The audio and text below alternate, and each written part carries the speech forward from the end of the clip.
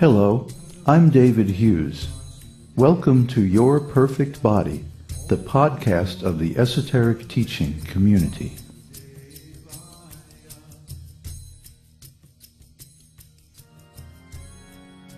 Today's selection is an essay entitled, "There is Only One."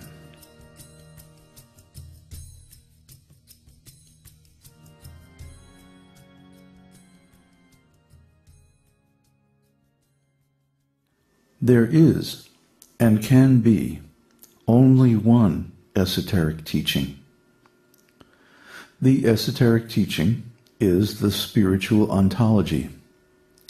Remember, an ontology is a collection of stories that explains how things got to be the way they are, and how they are likely to proceed in the future. Our ontology provides a context for meaning, in exactly the same way as a map provides a context for traveling. Everyone has an ontology, whether they know it or not. Our ontology gives meaning to our experience and helps us to make sound decisions based on the likely consequences of our actions. The typical materialistic ontology goes more or less like this. In the beginning was nothing. Then, for no reason at all, there was a big bang, when time and space, matter and energy came into existence all at once. Everything was chaotic, but gradually settled down into the orderly cosmic universe we now observe. There is no God in control, and there is no soul or afterlife. Everything from stars and galaxies to human beings is just a collection of atoms and molecules that go through different arrangements and transformations according to the laws of physics and random evolution. The explosion of the Big Bang is still expanding, and it will continue to expand until everything runs out, the stars go out, and everybody dies. The end. That's not a very convincing story, is it? But materialists are willing to bet their lives and their souls that it's the truth. It is easy to understand, considering this ontology, why the materialists are so dry, envious, and full of anxiety. They think that we have only a short time to enjoy life before death destroys us forever and the universe runs down like a spring-powered clock. How depressing. Certainly we can do better than that. Well, just as the materialists have their ontology, people who are interested in spiritual life have their ontology, and this is the esoteric teaching. Most spiritual paths utilize only a small part of the complete esoteric teaching, and many use a distorted copy of the esoteric teaching. But all spiritual paths and religions share a more or less common ontology. The spiritual ontology of the esoteric teaching goes, more or less, like this. The spiritual world exists eternally, without beginning or end.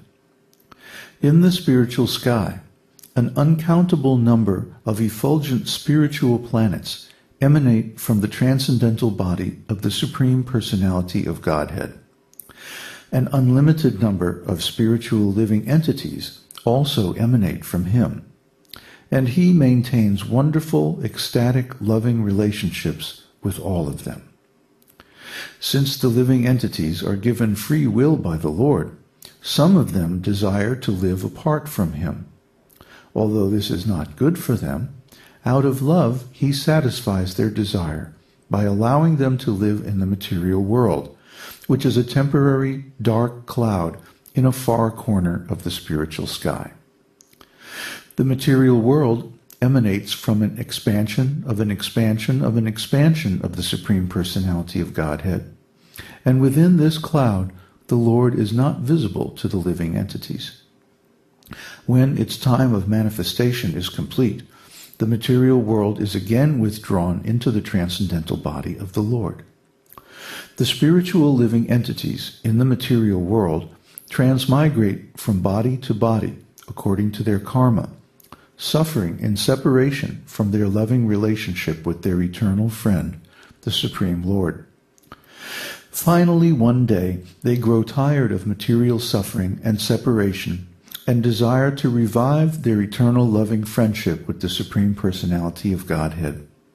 At that time, their good fortune manifests, and through the kindness of the Lord and his devotees, they rediscover their eternal identity and perfect spiritual form in ecstatic relationship with the Supreme Personality of Godhead. At this time, they transfer back to the spiritual world, which is their real home, and live happily ever after with their dear friend, the Supreme Lord. Now, isn't that a more hopeful, rich, and beautiful story? It carries a much more positive set of values than the dark material ontology. Even if this story isn't literally true, it provides a much warmer and more optimistic framework to view life than the material ontology. Well, the good news is that the ontology of the esoteric teaching is true. In fact, it is the absolute truth, that truth which remains true throughout all dimensions of time and space, in all conditions and states, for all living entities. The bad news is that so few people in this sorry material world accept the spiritual ontology, and this is their great misfortune. The spiritual ontology of the esoteric teaching is the background for all spiritual paths, practices, and religious teachings. You will find that the complete esoteric teaching contains everything that is found in all the other religious teachings of the world, and a great deal more besides. The esoteric teaching is the most complete spiritual teaching in the world. There is only one spiritual ontology, and that is the esoteric teaching. All other religious teachings and spiritual paths are derivatives, portions, or distortions of the original and complete esoteric teaching. Don't just take my word for it. Become a student of the esoteric teaching and experience it for yourself. Now, think for a moment about the nature of an ontology. We all have an ontology, and we use our ontology like a map that tells us where we are, what we're doing, and what is going to be the likely outcome of any decisions or actions that we make. So, what happens if our map is incomplete or wrong? We can get lost. We can get confused, and we can do the wrong thing.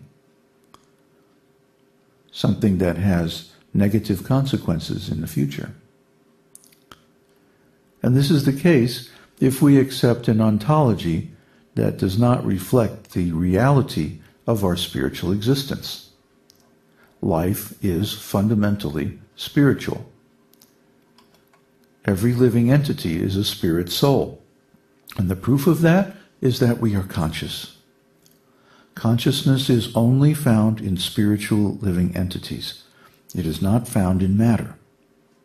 That's why the material scientists want to say that consciousness doesn't really exist. But guess what? I'm conscious, aren't you? So we all know this is a lie. And this isn't the only lie in the material ontology. Not only do they not accept consciousness, they don't accept the soul, God, the spiritual world, so many things. Why? Because this ontology is made by people who want to live separately from God. They don't want to know or see God. Therefore, they make up a story about the way the world is that doesn't include God. It doesn't include the soul either. So they're cheating themselves, and they're cheating others. Well, we don't have to accept that.